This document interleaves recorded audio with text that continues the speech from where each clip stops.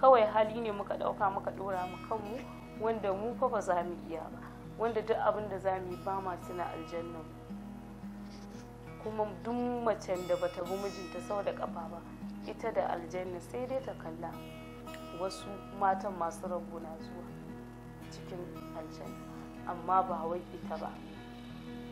Miji ko ɗan abu kaɗan, me ka taɓa min bai dace ba. Don Allah ku gyara mata 'yan uwana.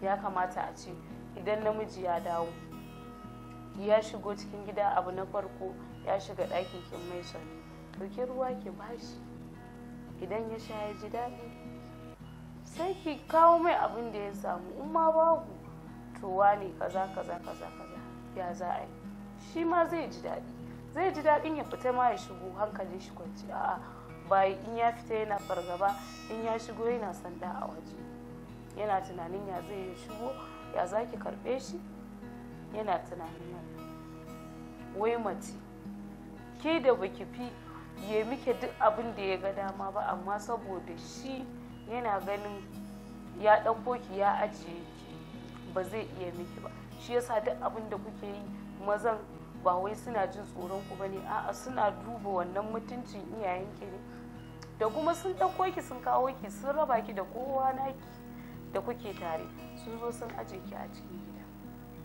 To bai kamata ba, dan Allah, ba wai tsoro bane namiji yake ji. Kin gani yayi miki waya.